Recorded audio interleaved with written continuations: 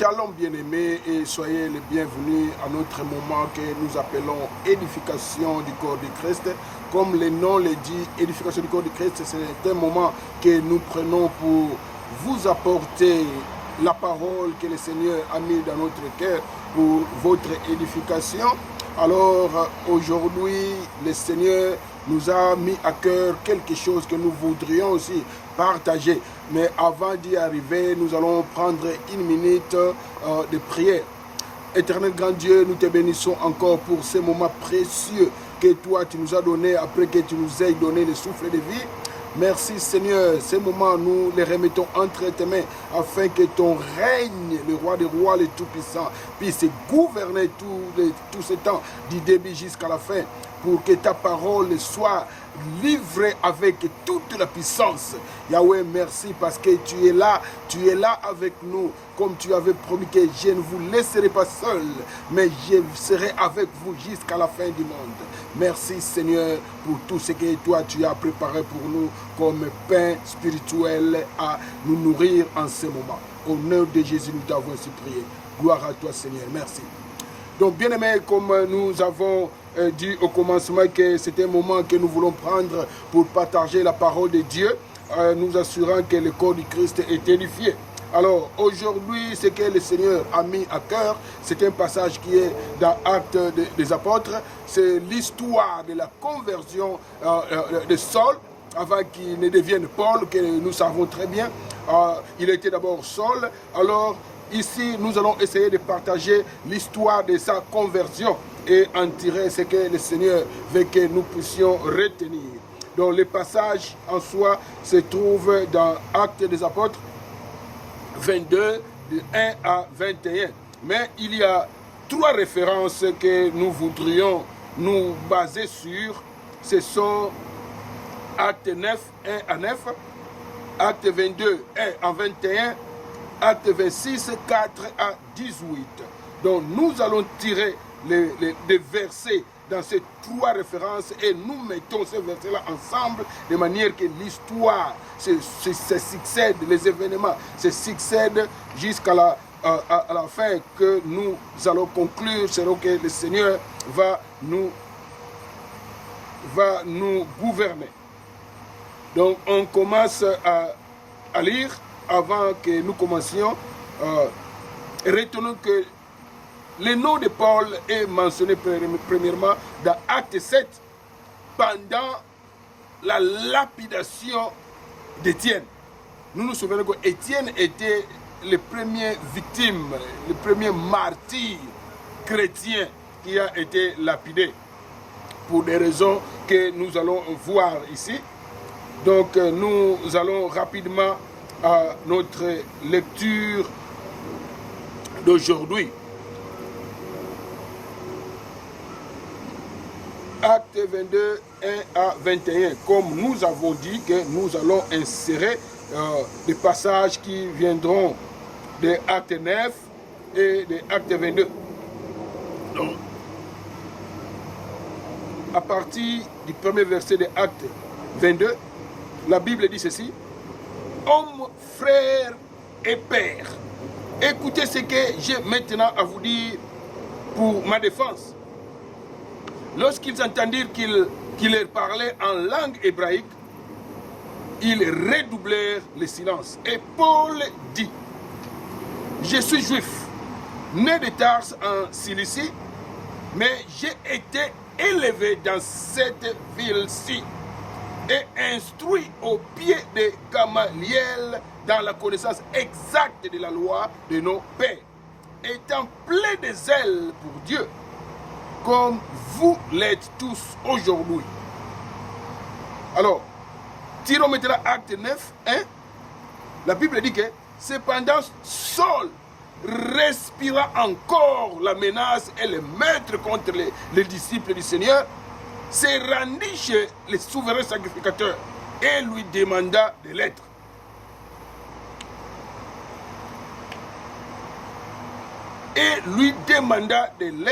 Pour les synagogues de Damas, afin que, s'il trouvait des partisans de la nouvelle doctrine, hommes ou femmes, il les amena liés à Jérusalem.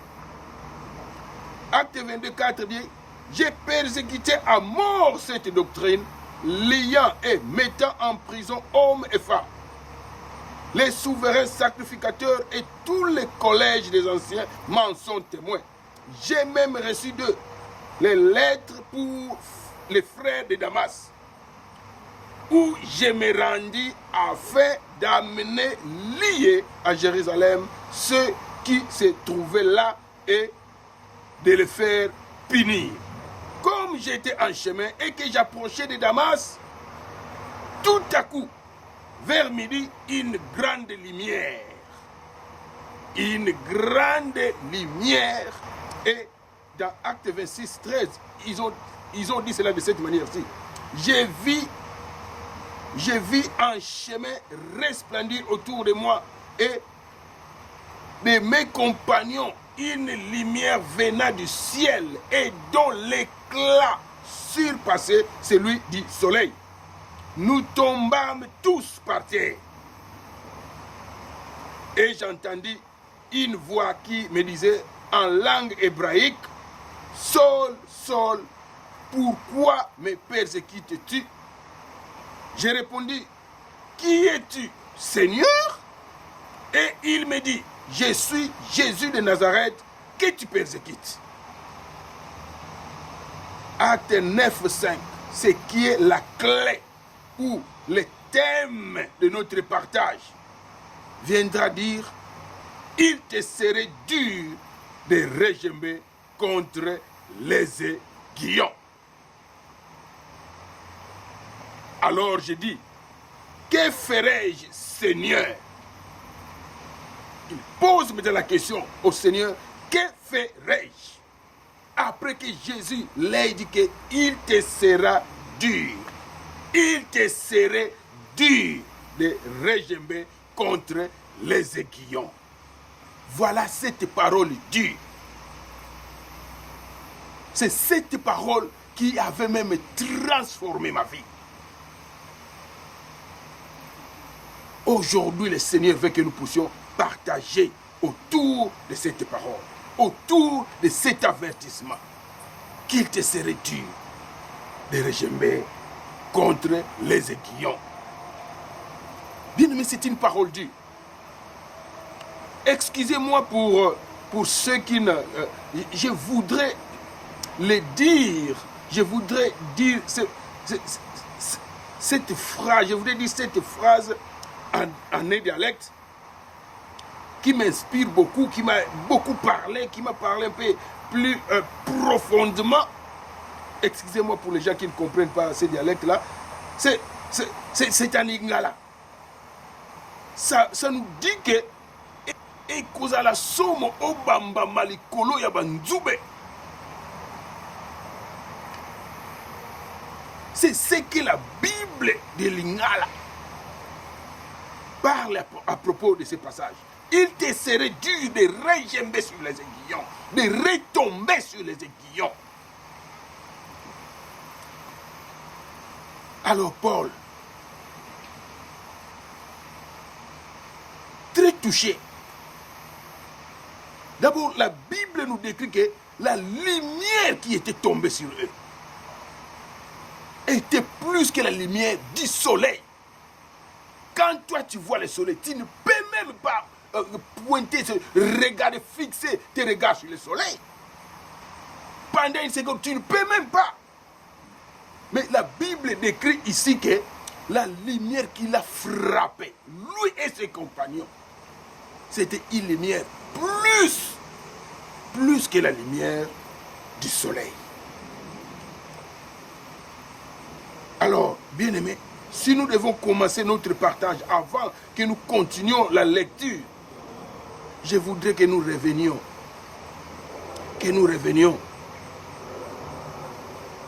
au chapitre 9, le tout premier verset, qui dit que cependant Saul respira encore la menace et le maître contre les disciples du Seigneur.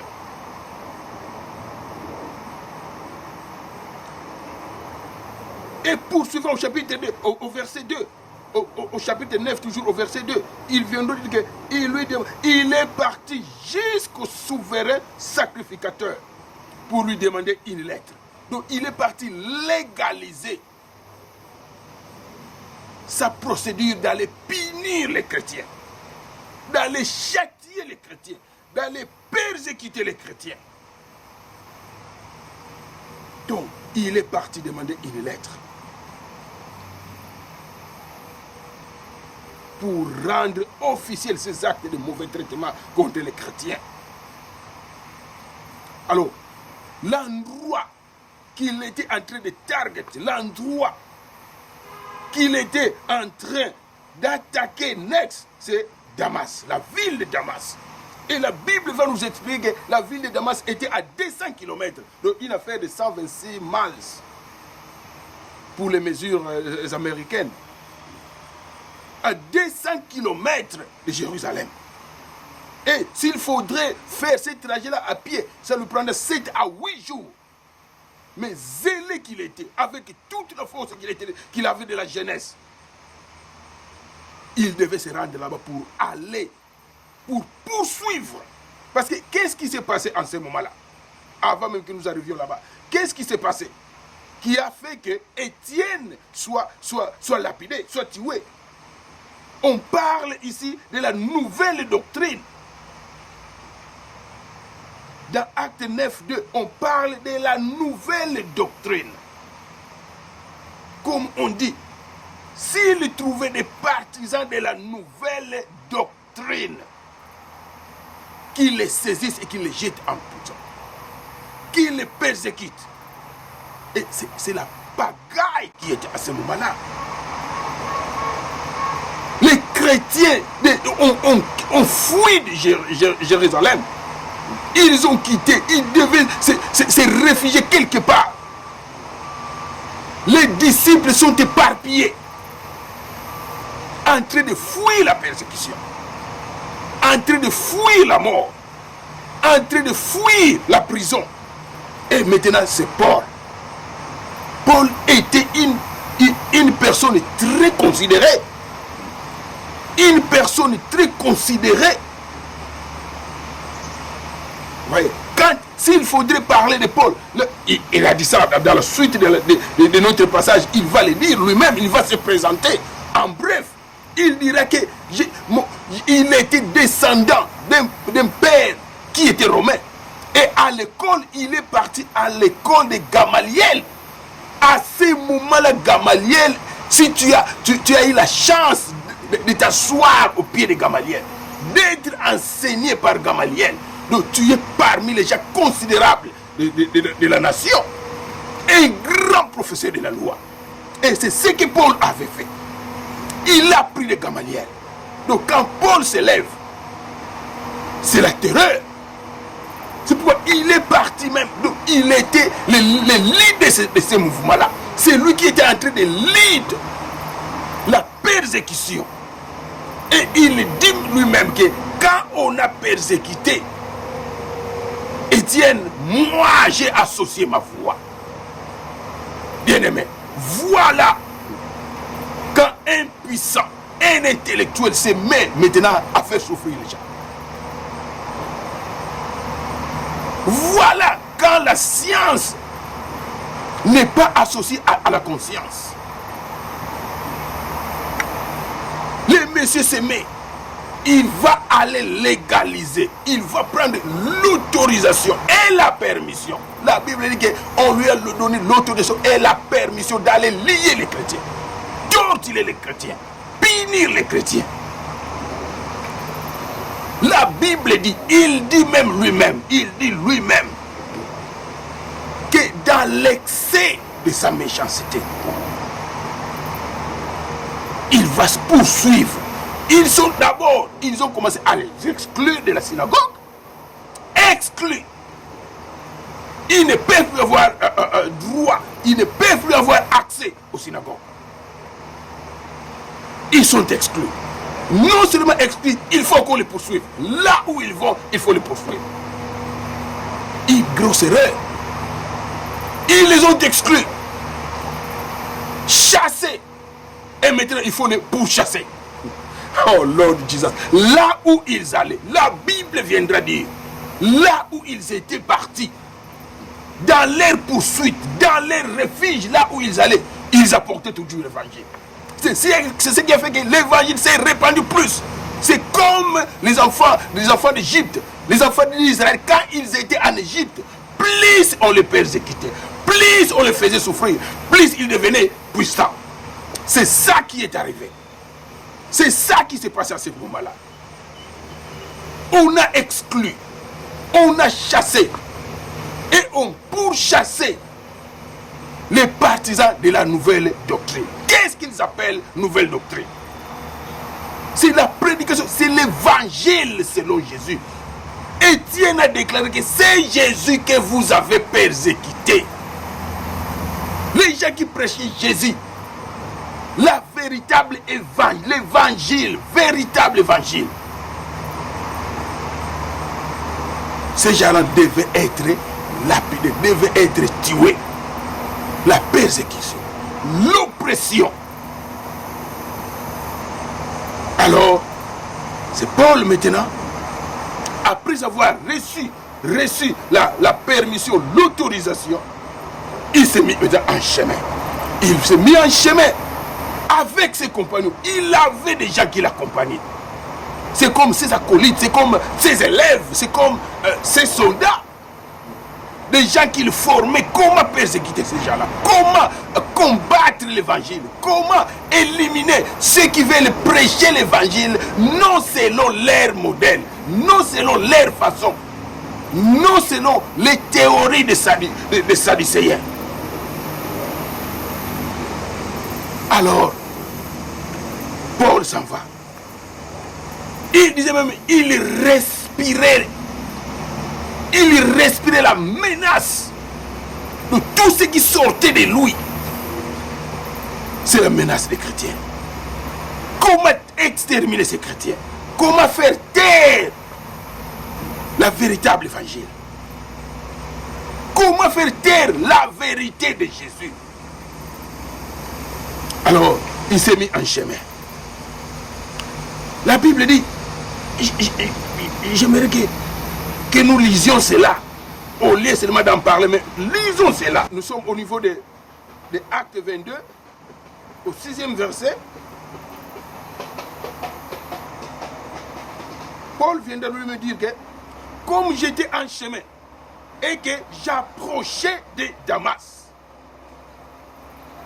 tout à coup, vers midi, une grande lumière resplendit autour de moi et de mes compagnons. C'est cette lumière-là que nous avons détaillée, qui était plus que la lumière du soleil. Alors nous allons poursuivre notre lecture. Nous sommes au niveau du chapitre 9, verset 7. La Bible dit que les hommes qui l'accompagnaient demeurèrent stupéfaits. Ils entendaient bien la voix, mais ils ne voyaient personne. Alors j'ai dit, que ferai-je, Seigneur? Et le Seigneur me dit, lève-toi, va à Damas, et là, on te dira tout ce que tu dois faire. Voici maintenant la mission change. La même ville de Damas, qu'il s'est dirigé avec différents mobiles, avec différentes causes, avec différents goals, avec différents buts, objectifs. Maintenant, Dieu vient pour faire sa volonté. On dit que va dans cette ville de Damas, la même ville que tu allais, les mêmes personnes que tu allais persécuter, l'une d'elles doit poser les mains sur toi, doit prier pour toi, doit te dire ce que tu dois faire. Bien-aimé, c'est un moment de remise en question. Paul, après s'être formé, après avoir fait toutes les belles études, les bonnes études qu'il avait faites, il se réalise que tout ce qu'il faisait n'était pas ce qu'il devait faire. Bien aimé, nous avons longuement détaillé ou profondément développé l'oppression que Paul, la persécution que Paul était en train d'affliger aux disciples de Dieu, aux chrétiens à leur époque. Mais maintenant, nous allons nous poser la question. Tout cela était Paul. Mais quant à nous, pendant ces moments ici, à notre époque, à notre génération, nous qui constituons maintenant le corps du Christ, nous qui prions pour les persécutés dans d'autres continents, dans d'autres régions ou d'autres pays où le christianisme, la doctrine chrétienne n'est pas acceptée, mais nous qui prions pour ces gens-là, persécutés ailleurs, nous formons un corps du Christ. Dedans, nous trouvons encore la même persécution pour laquelle nous prions. Pour ceux qui sont là où le christianisme n'est pas accepté, nous la trouvons dedans du corps du Christ. Dedans du corps du Christ, il y a des gens, il y a des membres, il y a des disciples, il y a des serviteurs qui sont aussi opprimés d'une manière ou d'une autre. D'une manière ou d'une autre pour des excuses. Je ne vais pas appeler ça raison, mais pour des excuses que nous allons essayer un peu d'énumérer rapidement ici-bas. Alors, il y a des gens qui sont tout simplement mis de côté, persécutés, qui ne sont pas acceptés, non parce qu'ils ont dénié la foi, non parce qu'ils ont dénié la doctrine chrétienne, ils ont trahi la doctrine chrétienne, mais tout simplement, là je parle dedans du corps du Christ, tout simplement parce qu'ils viennent ou ils émettent un point de vue différent par rapport aux autres. Je ne dis pas une doctrine différente, mais un point de vue, une pensée différente, une opinion différente, des idées différentes. Alors que, en français on dit que des chocs d'idées jaillit la lumière. Donc, on ne s'accepte pas. Et le fait de ne pas s'accepter, maintenant, ceux qui se croient forts commencent maintenant à piétiner sur les faibles. Ceux qui se croient forts dedans même du corps du Christ commencent à opprimer, à utiliser leur manière, peut-être qui n'ont pas été utilisées par Paul. Peut-être s'ils utilisent des manières qui ont été utilisées par Paul, ils seront vite détectés, ils vont utiliser de différentes manières pour forcer ou pour opprimer, pour persécuter les gens qui arrivent avec des idées différentes, avec des opinions différentes, avec des points de vue différents. Ils forcent leur vie à des choses impossibles. Ils exposent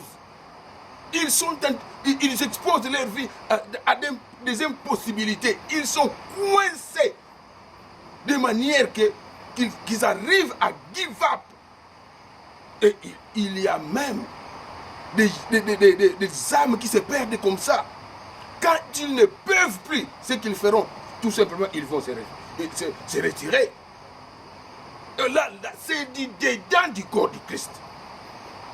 Dit dedans du corps du Christ.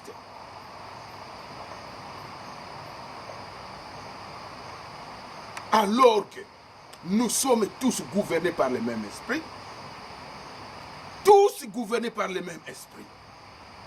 Et nous savons que ce bien-aimé-là est conduit par le même esprit qui nous régit. Ce bien-aimé-là est conduit par le même esprit qui nous habite.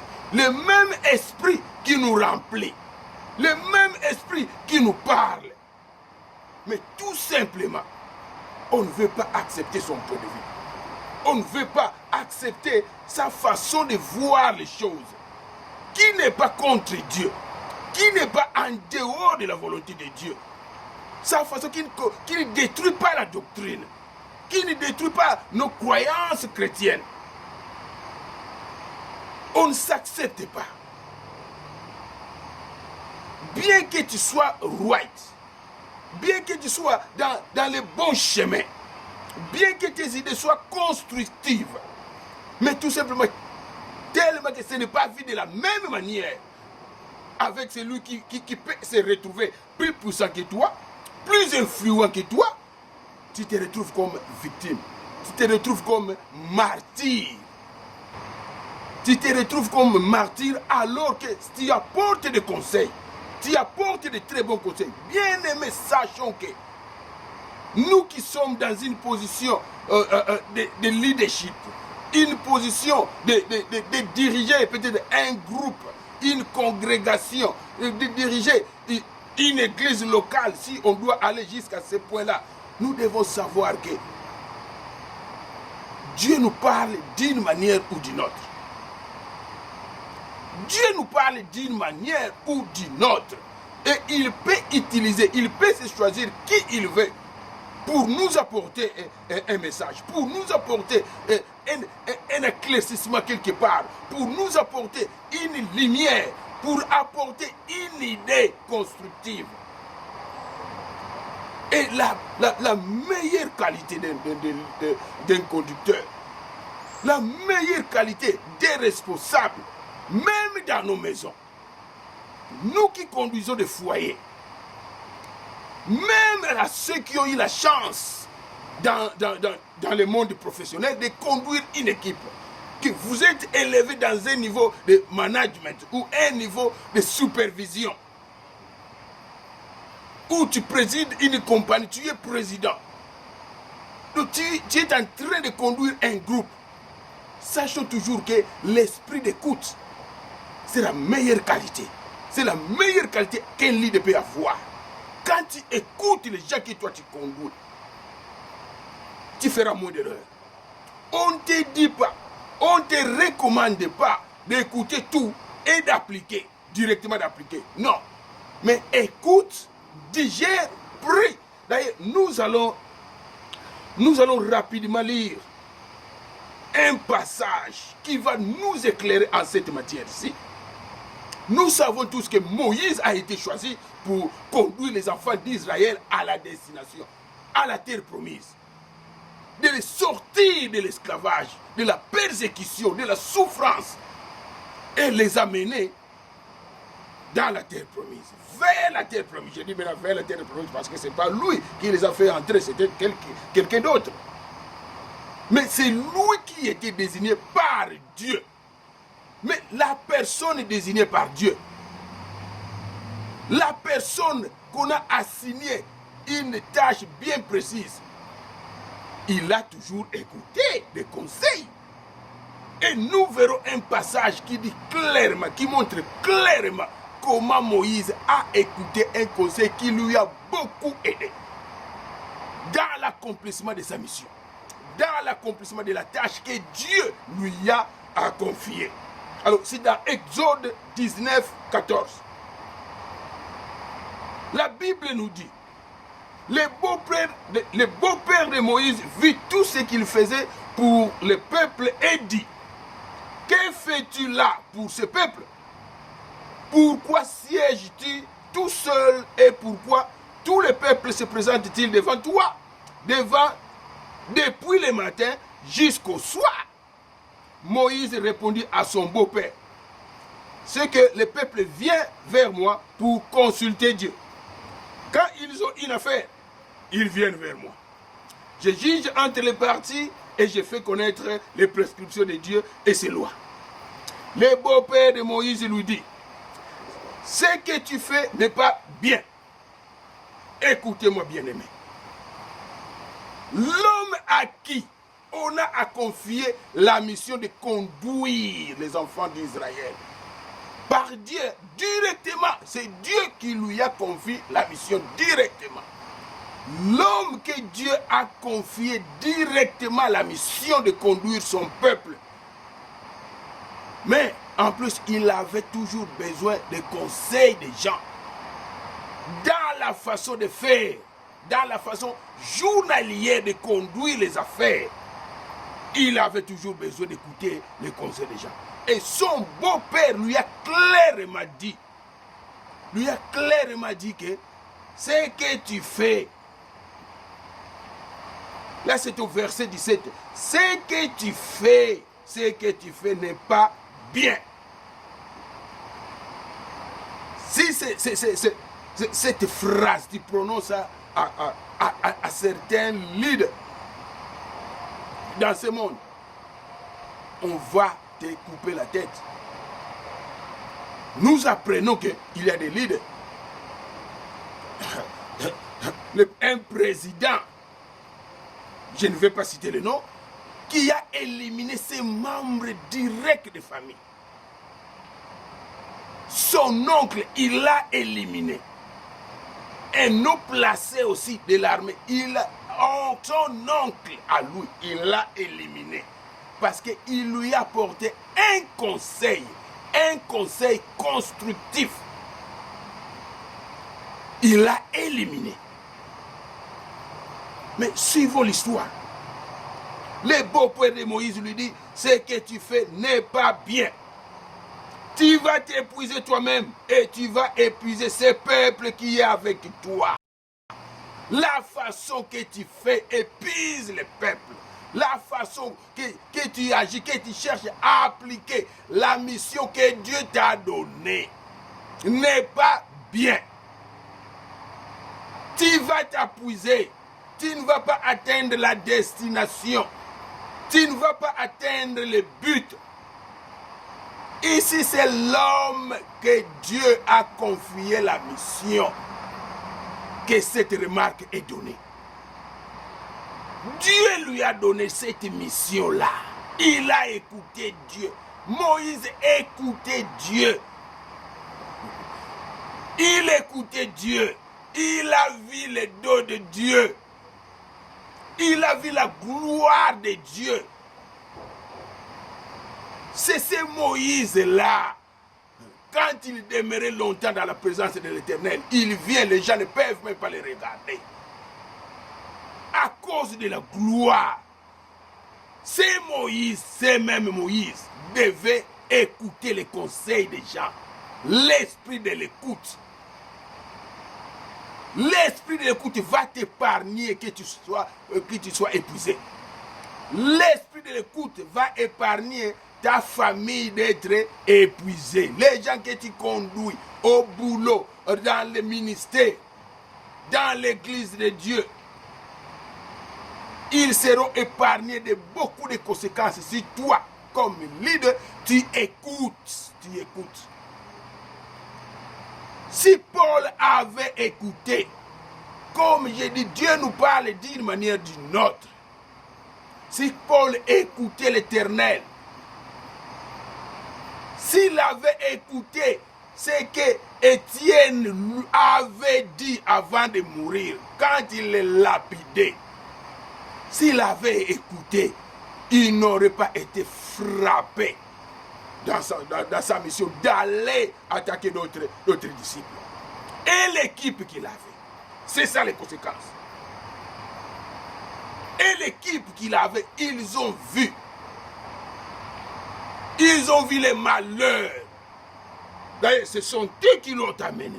Ils ont vu les malheurs que les leaders, pour n'avoir pas écouté, ils ont vu les malheurs.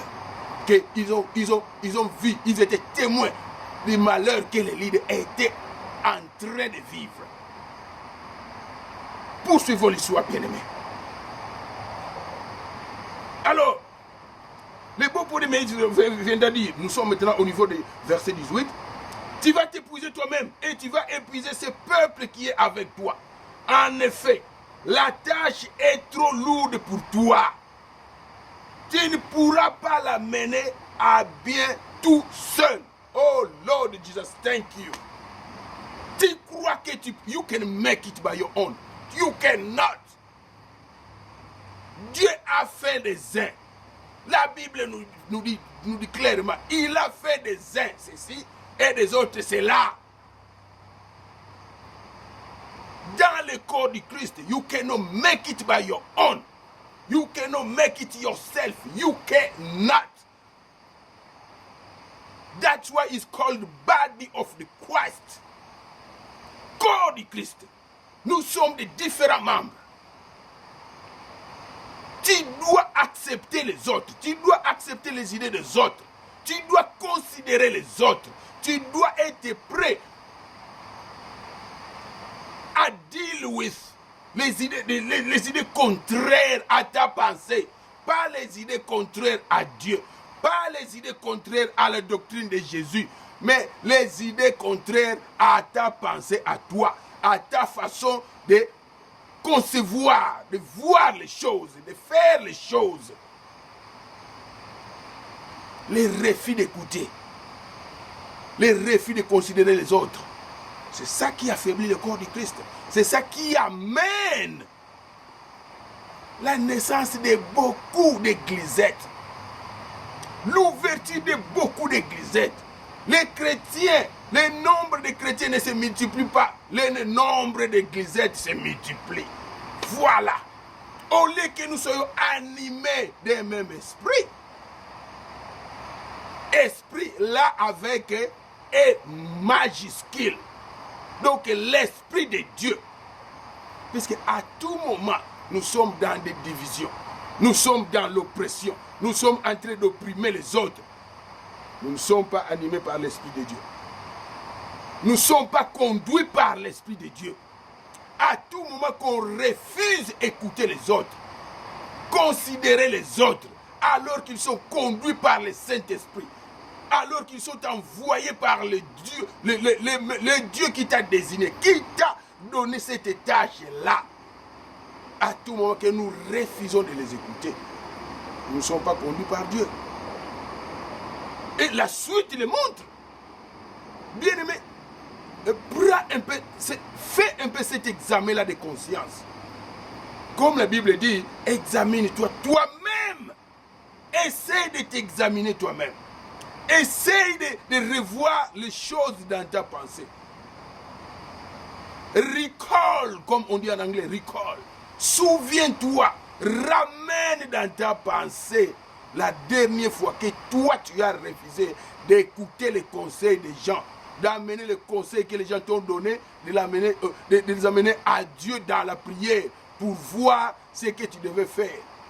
Souviens-toi de cette fois-là que tu as refusé de le faire et que tu as fait ta volonté. Quelles ont été les conséquences?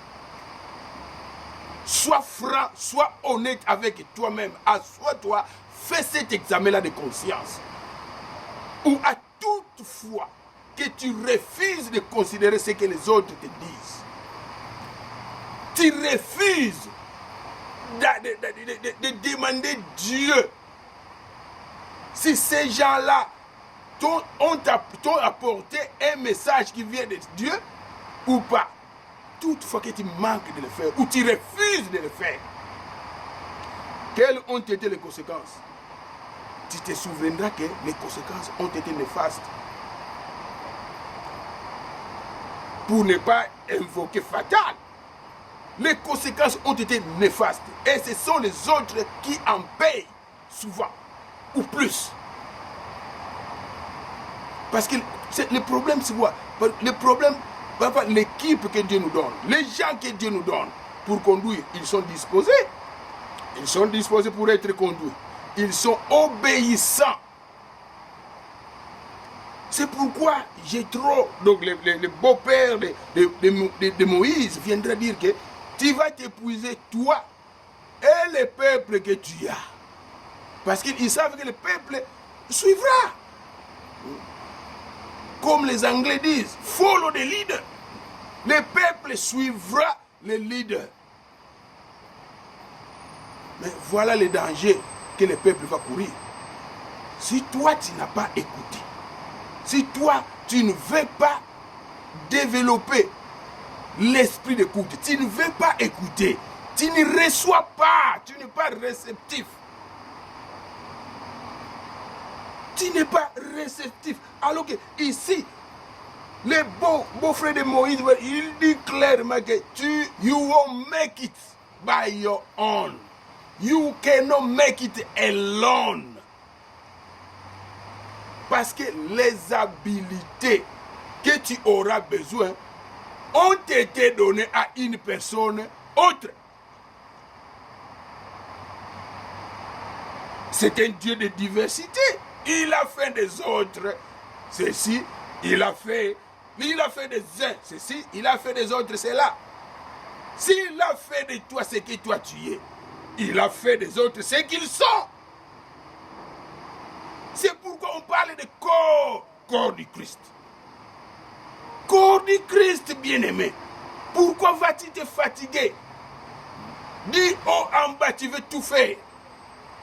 Tu ne veux pas laisser les dons des autres s'exercer, les dons des autres être en œuvre. Tu ne veux pas laisser les autres œuvrer. It won't work. That's not the way it works. It won't work. Et le problème est que tu ne veux pas écouter. C'est ça le grand problème. Les gens payent les conséquences de ton refus d'écouter. Mais tu continues à persévérer dans ta façon de faire. Oh, le problème c'est quoi? Pas le problème, la finalité c'est quoi? La finalité est que, la vérité est que, ce sont les brebis de l'Éternel. Ce sont les brebis de l'Éternel. Il y a un berger des bergers. Il prendra soin de ses brebis. S'il nous place de conduire et que nous ne voulons plus écouter, nous voulons faire les choses selon notre esprit. Esprit avec I minuscule. Nous ne voulons pas faire les choses selon l'esprit qui nous a régénérés, l'esprit qui nous a été donné. Comme la Bible dit que je vous enverrai. Je vous enverrai l'Esprit de Dieu pour être avec vous, pour vous conduire. L'Esprit qui intercède à notre faveur. Parce que nous ne savons pas the right thing to ask. Nous ne savons pas ce que nous avons besoin, ce que nous devons demander. Alors l'esprit est là. Et tu dois reconnaître que cet esprit-là, c'est le même esprit qui anime ton bien-aimé. C'est le même esprit qui anime la personne que Dieu a fait ce qu'il est.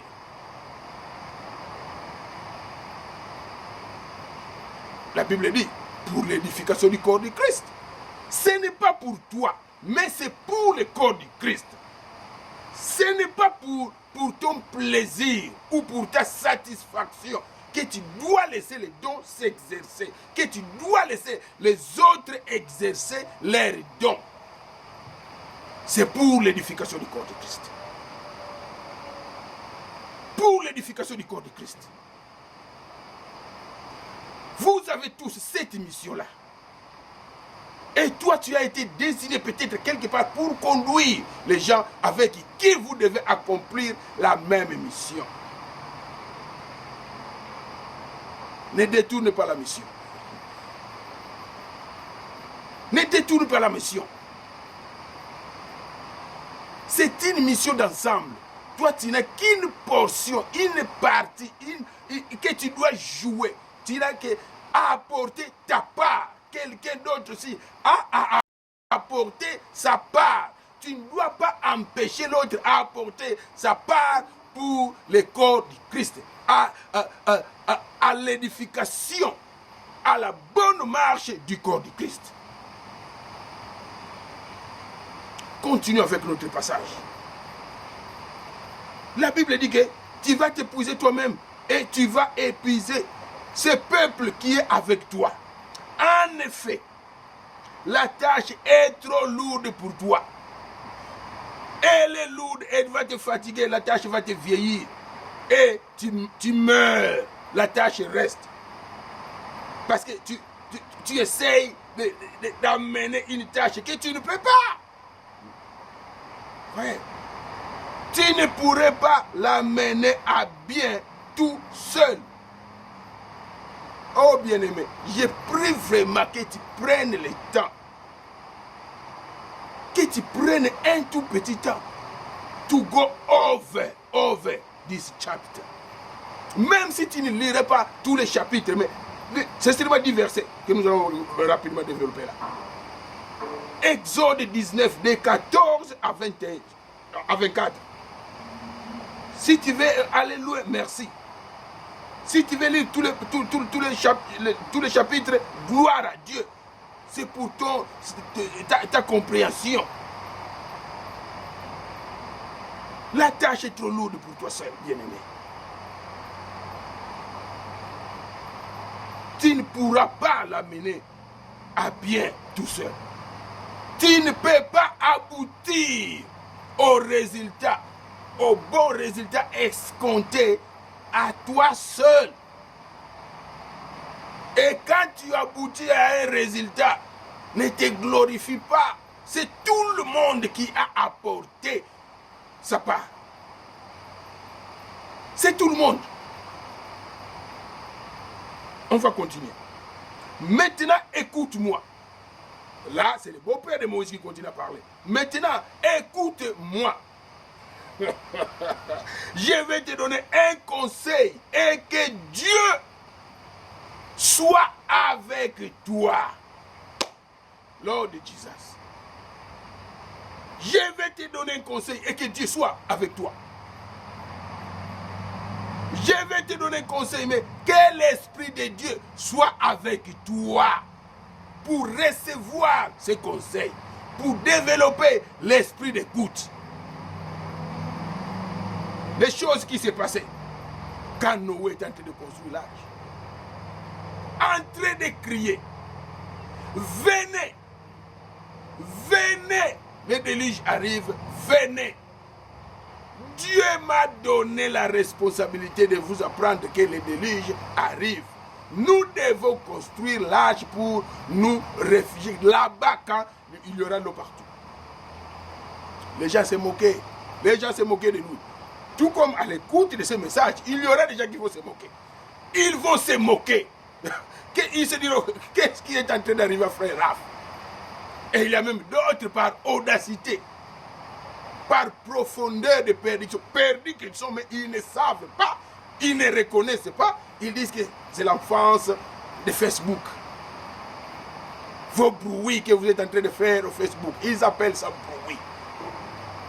Ne sachant pas où est-ce qu'on va, où tendent les choses. Continuons notre lecture. Maintenant, écoute-moi, je vais te donner un conseil et que Dieu soit avec toi.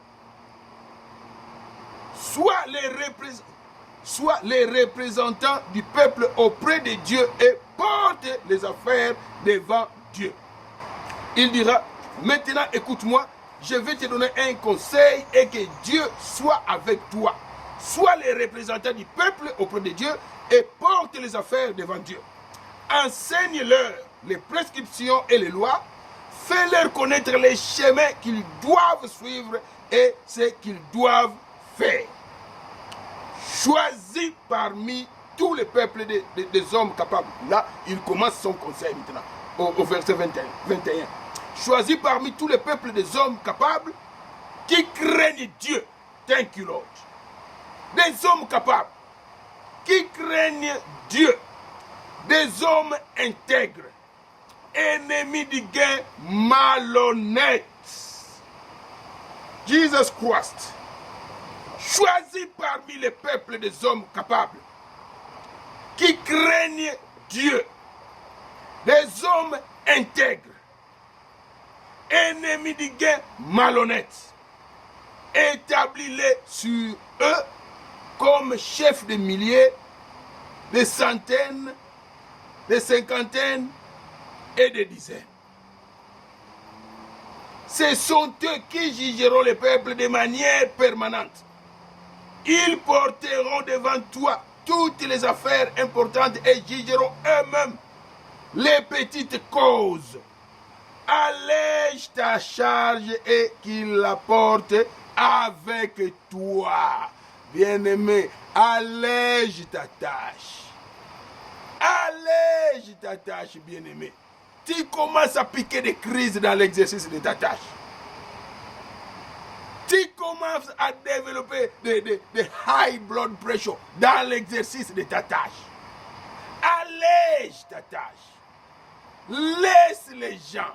Choisis les gens. Oh Jésus-Christ de Nazareth, on va s'arrêter un peu ici. Parler sérieusement du choix des gens. Les gens que tu t'associes avec.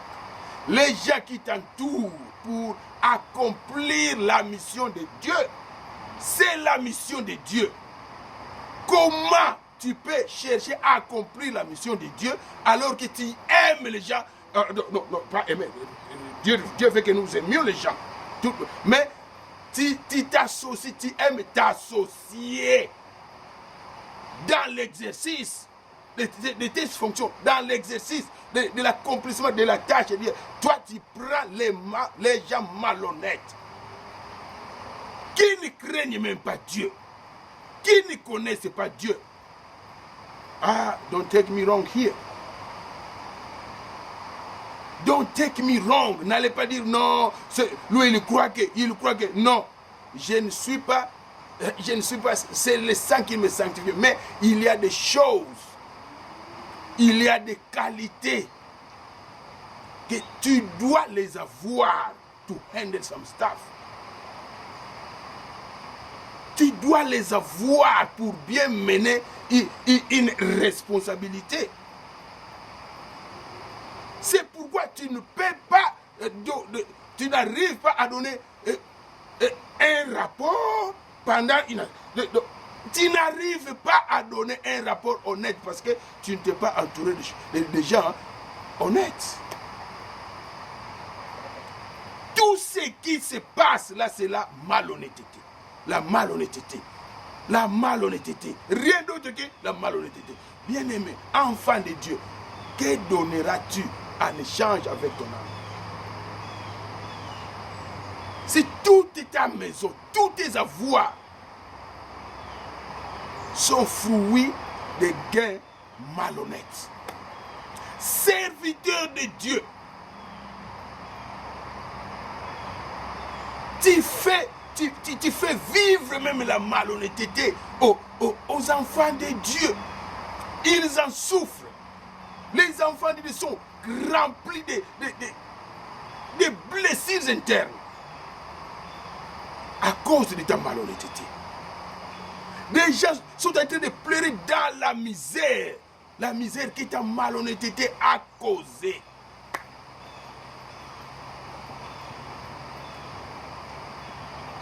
Souvenons-nous comment nos pays sont en train de sombrer dans la misère de décennies et de décennies parce que la chose publique est donnée à la responsabilité des gens malhonnêtes.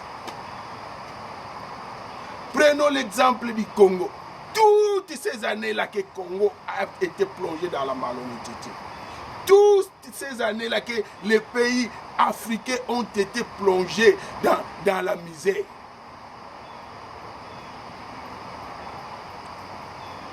C'est à cause des dirigeants malhonnêtes. Des dirigeants malhonnêtes. Le peuple pleure. Mais si ce message est arrivé sur tes oreilles, bien-aimé, considère réparer là où il faut réparer. Considère restituer. Ces gens-là qui pleurent, Dieu écoute leurs pleurs. Et par sa grâce, il permet que tu écoutes ces messages. Répare, restitue. La Bible défend les scandales dans l'œuvre de Dieu. La Bible défend les scandales dans l'église de Dieu. on comprend que tu as été vaincu. Mais celui qui tombe, qu'est-ce qu'il fait? Il se relève et continue la marche. Tu ne dois pas continuer la marche sans restitution. Tu ne dois pas continuer la marche sans restaurer les dégâts que tu as créés. Tu ne peux pas continuer la marche en détenant ce que tu as reçu malhonnêtement. Ces gens-là sont là. Ils sont en train de pleurer. Ils savent que tu le dois. Et tu sais, tu le sais. Ta conscience te le dit. Toutefois, au lieu que tu écoutes l'Esprit de Dieu, qu'est-ce que tu fais? Tu vas légaliser comme Saul avait fait. Il va prendre des lettres auprès des souverains sacrificateurs afin que tout ce qu'il fera soit légal selon le système du monde. Bien aimé, ce que toi tu fais là, ce que tu as fait là, qui fait pleurer les gens, ce que tu as ce que toi tu as arraché des mains des gens, ce que toi tu as pris malhonnêtement des mains des gens, tu as légalisé ça selon le système de ce monde. Tu oublies même que l'avocat des avocats, c'est Jésus. Et il est le tout-puissant. Il est plus puissant que les avocats de ce monde qui ont légalisé ce que toi tu as fait dans ce monde. Afin que ces gens-là ne soient pas à mesure de te toucher. Afin que ces gens-là ne reprennent pas, n'accèdent pas leurs droits envers toi. Tu crois que ce que tu détiens là, l'argent que tu détiens là, que tu as eu de ces gens-là, malhonnêtement, l'argent que toi tu reçois du gouvernement, malhonnêtement, tu crois que cela va payer le prix de ton âme? Tu crois que les fruits de la malhonnêteté qui fait ta prospérité apparente, c'est une prospérité apparente? Garde toi-même de léguer cela à tes enfants, de transmettre cela à tes enfants. Ne transmets pas ta malhonnêteté, tes fruits de ta malhonnêteté, tes biens que tu as amassés par malhonnêteté à tes enfants, parce que c'est une malédiction que tu transmets. Répands-toi, répare les choses. Répare les choses, bien-aimés. Répare les choses. Voilà pourquoi nous devons considérer les qualités, les bonnes qualités et que Jéthro est en train de donner à Moïse comme critère de choix pour les gens que nous devons donner des responsabilités. Bien-aimé, on ne se moque pas de Dieu. Même si la personne ne te plaît pas, à partir de tes plaisirs, de tes désirs, qui sont charnels, mais spirituellement, c'est la personne qui qualifie pour conduire le peuple, pour t'aider, parce que c'est ça le problème. Nous ne supportons pas les gens qui nous disent la vérité. La marche sur cette terre, bien aimé, nous avons besoin de gens qui nous soutiennent. Comment ils vont nous soutenir? En nous disant what's wrong? En nous disant la vérité. Nous devons supporter, nous devons arriver à supporter, nous devons apprendre à supporter les gens qui nous disent la vérité, que ce que tu fais là, ce n'est pas bien. Il nous épargne de beaucoup de choses. J'ai pris vraiment que tu aies un temps pour bien relire ces choses, ces chapitres ici, ces passages ici. Ces passages ici, bien aimés.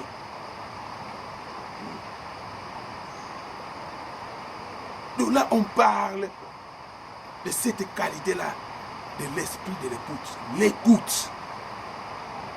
L'écoute. Écoute tout simplement. It's easy. Listen. et demande Dieu à propos de ce qu'on t'a dit. Au lieu d'aller t'acharner à celui qui t'a apporté un conseil constructif, tu reconnais que c'est une personne que Dieu aussi utilise. Tu reconnais les bienfaits de l'écouter. D'autres fois, tu reconnais les bienfaits de l'avoir écouté. De suivre son conseil. Comment son conseil a éclairé ton chemin et t'a amené à une réussite. Même si publiquement tu ne le reconnais pas, mais au moins que ton cœur à reconnaître cela. Voilà, bien-aimé. Si nous développons cet esprit-là, surtout nous qui sommes dans la position de leadership quelque part, cela va nous aider. Cela nous amènera à un succès dans nos entreprises. Écoutez les conseils. Parce que tu ne connais pas tout. Tu ne connais pas tout fait. Tu auras toujours à un certain point besoin des autres. D'une manière ou d'une autre. Tu auras toujours besoin d'écouter les autres. Voilà ce conseil. Un très bon conseil. Savoir choisir les gens qui doivent nous entourer. Si tu te choisis tout simplement des gens qui te disent oui, oui, oui, oui. Next step, vous allez vous retrouver tous dans un trou. Vous allez vous retrouver dans un trou. Et comme Dieu ne prend pas l'innocent pour coupable, ni le coupable pour innocent, tellement qu'il est le berger des bergers, il viendra épargner ses brebis. Parce qu'il te parle, toi tu ne veux pas écouter. Il va pousser les brebis, les gens, à se prendre en charge jusqu'à ce qu'il leur donnera un autre berger, un autre conducteur. Parce qu'il voudra ce que tu auras. À un moment, il va te redresser. Il va te redresser. Si c'est son œuvre, il ne laissera pas que tu conduises cela selon ta volonté à toi. Selon l'esprit qui t'anime toi. Au lieu de le faire selon son esprit. Tu étouffes l'esprit. La Bible dit, n'étouffez pas. Pourrais-je rapidement retrouver ce passage? Que n'étouffez pas l'esprit de Dieu qui habite en vous.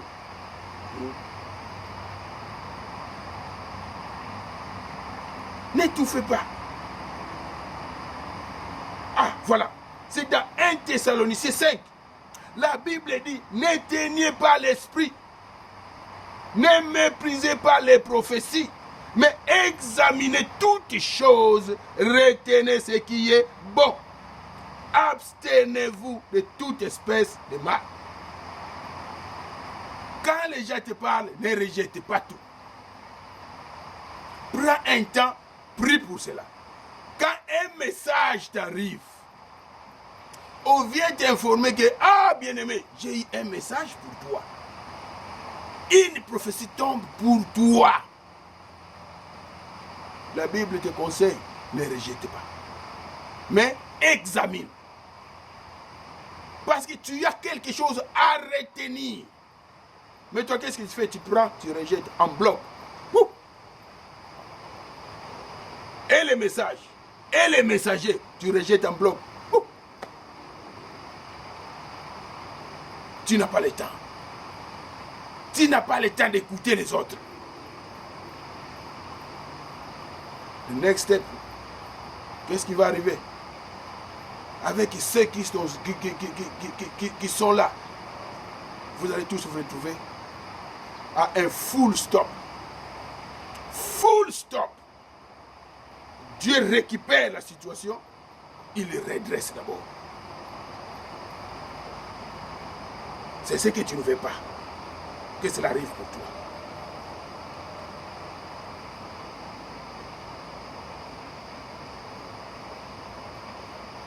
Alors nous revenons sur notre verset dans le passage de Exode 19. Donc nous sommes maintenant au verset 22.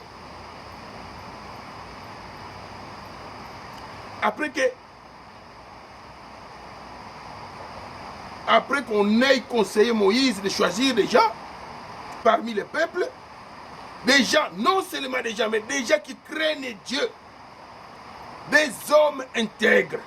Je le répète encore, des gens qui craignent Dieu, des hommes intègres, ennemis du gain malhonnête. Établis-les sur eux comme chefs de milliers, de centaines, de cinquantaines et de dizaines. Ce sont eux qui jugeront le peuple de manière permanente.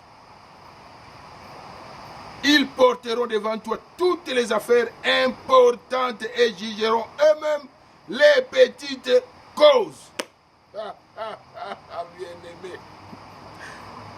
Les choses très importantes, on t'apportera les rapports. Laisse les privilèges aux autres de s'occuper d'autres choses. Tu n'as pas à t'occuper de tout. Raison pour laquelle Dieu t'a donné des gens. Quand tu veux t'occuper de tout, que feront les autres? Ils ne feront rien. Est-ce qu'ils vont s'asseoir? Non. Parce qu'ils ont été appelés à faire quelque chose. Ils ont été assignés d'une mission. Dans la même mission que vous vous amenez, vous poursuivez, ils ont été assignés une tâche à accomplir. Quand toi tu veux t'occuper de tout, qu'est-ce qui arrivera? Ils se retrouvent inactifs ou oisifs dans l'œuvre de Dieu. Faire manquer des choses à faire ou manquer des choses à faire dans l'œuvre de Dieu. Alors que les âmes sont en train de mourir. Les âmes sont là, non affermies, non nourries. Et toi, tu te dis, serviteur ou qui que ce soit, et tu t'assois, tu n'as rien à faire. Une semaine, un mois, tu n'as rien fait. Pour le body of Christ, rien fait absolument. Tout ce que tu fais, c'est apporter le titre. Apporter un titre. Les âmes sont en train de mourir. Les âmes sont affamées. Toi qui as reçu la mission, tu n'arrives pas à le faire. Toi qui cherches à tout faire, quand on cherche à tout faire, la vérité, on ne fait rien. Quand on cherche à tout faire, on ne fait rien. C'est ça. Parce que tu seras ci par là. Everywhere. You will find yourself being like everywhere. So you are nowhere. Nowhere. Les passages suivants, les versets suivants nous disent que si tu fais cela et que Dieu te l'ordonne, tu pourras tenir bon. Et tout ce peuple parviendra en paix à sa destination. Le peuple parviendra en paix à sa destination. Ouvre encore une parenthèse. Mènes-tu ton peuple à sa destination? Est-ce que le peuple qui t'a été confié, dans la mission que toi tu as eue dans le corps du Christ, l'amènes-tu à la destination? Est-ce que tes gens arrivent à la destination, ou bien ils meurent en chemin? Ou bien ils périssent dans le désert?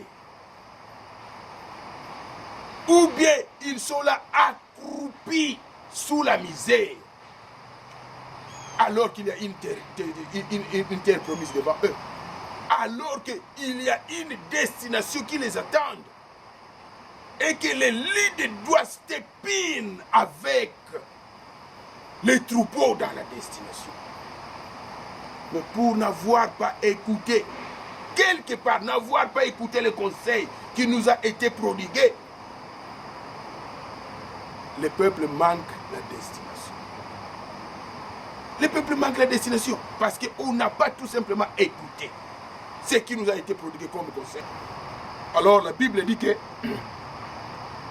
Moïse écouta son beau-père et fit tout ce qu'il avait dit. Voilà. Il a écouté les bons conseils qui lui ont été prodigués. Moïse ne s'est pas dit que c'est moi que Dieu a désigné et que toi, tu n'es qu'un beau-père. Je n'ai pas besoin de toi dans l'accomplissement de ma mission. Je ne peux pas te considérer, je ne peux pas considérer tes conseils dans l'accomplissement de ma mission. Toi, tu n'as pas été en contact avec Dieu. Il n'a pas dit que c'est moi le chef de la mission. C'est moi le leader. Mais il a écouté. Ce qui lui a apporté beaucoup de succès dans l'accomplissement de la mission que Dieu lui avait donnée. Donc, le fait d'écouter, c'est ce que aussi Paul finalement avait fait. Il est arrivé au point où il a maintenant demandé le Seigneur. Seigneur, que veux-tu que je fasse? Seigneur, que dois-je faire? Voilà un esprit abattu, un esprit maintenant qui est prêt à écouter le Seigneur. Un esprit prêt à se soumettre à la volonté de Dieu. Une personne comme ça se demande toujours cette question. Bien-aimé, j'ai pris. J'ai pris.